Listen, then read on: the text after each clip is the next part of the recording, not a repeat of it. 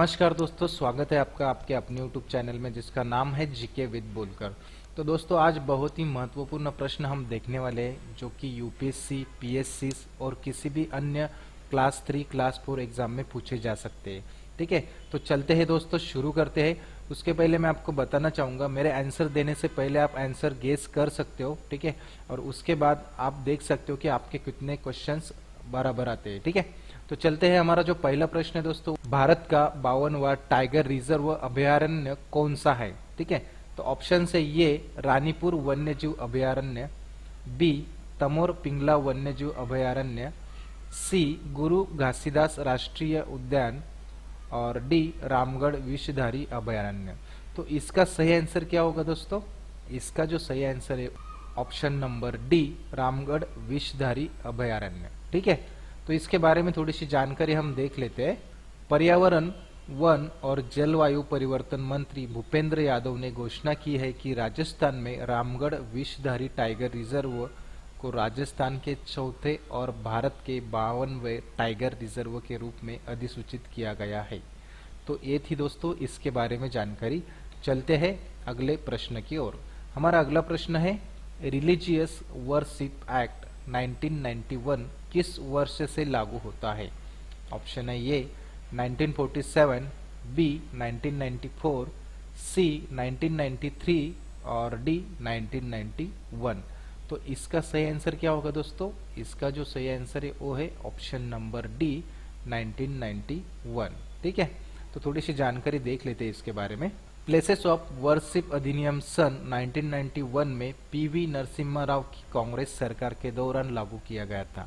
इस एक्ट के अनुसार 15 अगस्त 1947 यानी आजादी से पहले अस्तित्व में आए किसी भी धर्म के पूजा स्थल को किसी दूसरे धर्म के पूजा स्थल में नहीं बदला जा सकता।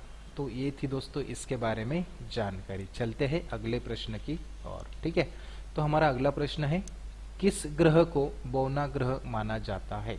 ऑप्शन से ये प्लूटो, बी बुध, सी गुरु और डी नेपच्यून। तो इसका सही जवाब क्या होगा दोस्तों? इसका जो सही जवाब है वो है ऑप्शन नंबर ये प्लूटो।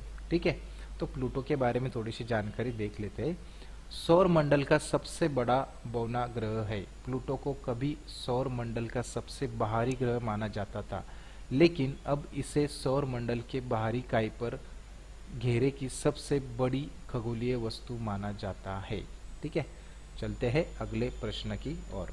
हमारा अगला प्रश्न है, सूर्य के सबसे निकट कौन सा ग्रह है? ऑप्शन से ये बुध, बी शुक्र, सी मंगल और डी गुरु। तो इसका सही ऑप्शन क्या होगा दोस्तों? इसका जो सही ऑप्शन है वो है ऑप्शन नंबर ये बुध। ठीक है, तो बुध के बारे में थोड़ी सी हम जानकारी देखते हैं।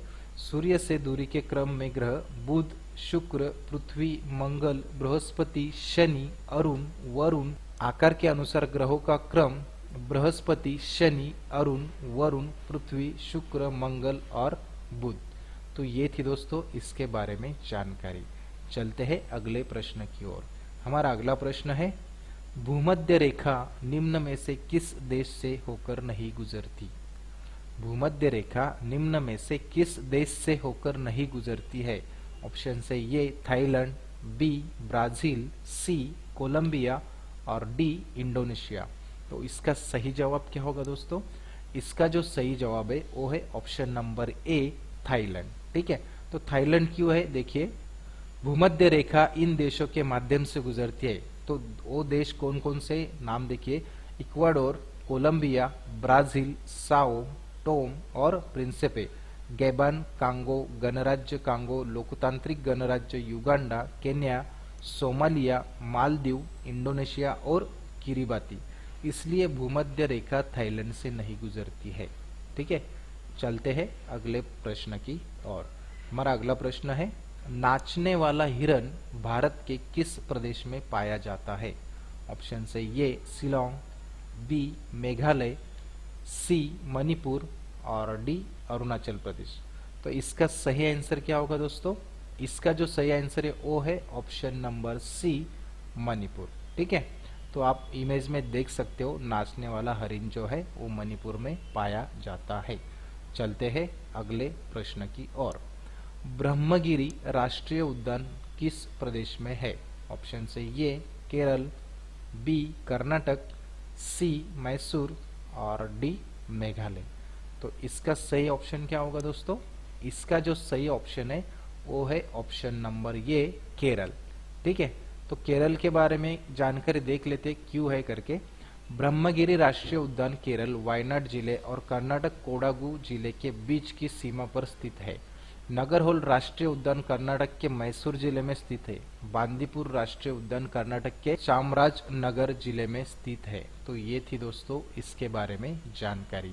चलते हैं अगले प्रश्न की ओर। हमारा अगला प्रश्न है, भारत की पहली ट्रांसजेनिक फसल है तो वो कौन सी है? ऑप्शन से ये बीटी कपास, बी बीटी तूर, सी बीटी मक्का और डी बीटी सोयाबीन।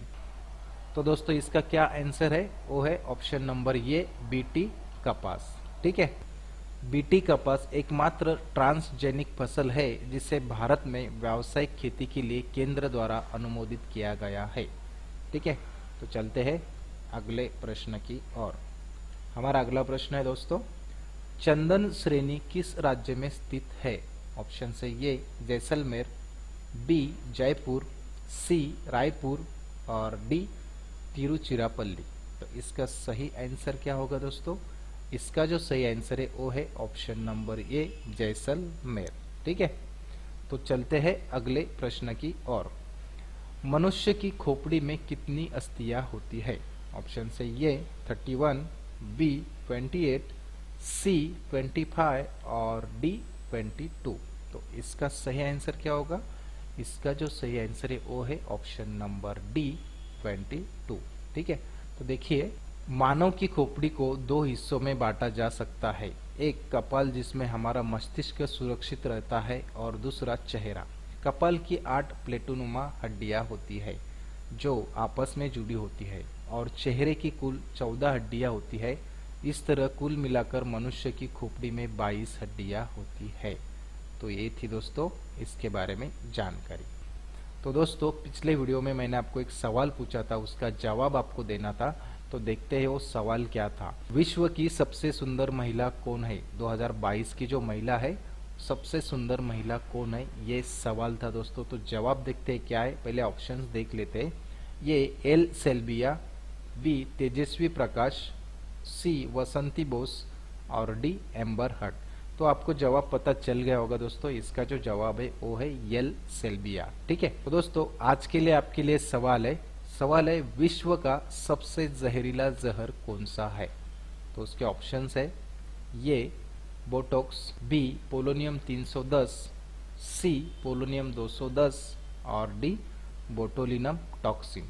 तो इसका जवाब आपको कमेंट बॉक्स में देना है। ठीक है, देखते हैं कितने लोग सही जवाब दे पाते हैं। तो दोस्तों आज के लिए बस इतना ही। अगर आपको ये वीडियो पसंद आते हो तो कृपया लाइक करें, शेयर करें, सब्सक्राइब करें और बेल आइकन दबाना ना भूलें ऐसे ही इन्फॉर्मेटिव और जनरल नॉलेज के वीडियो सबसे पहले देखने के लिए। वीडियो देखने के लिए बहुत बहुत धन्यवाद दोस्तों।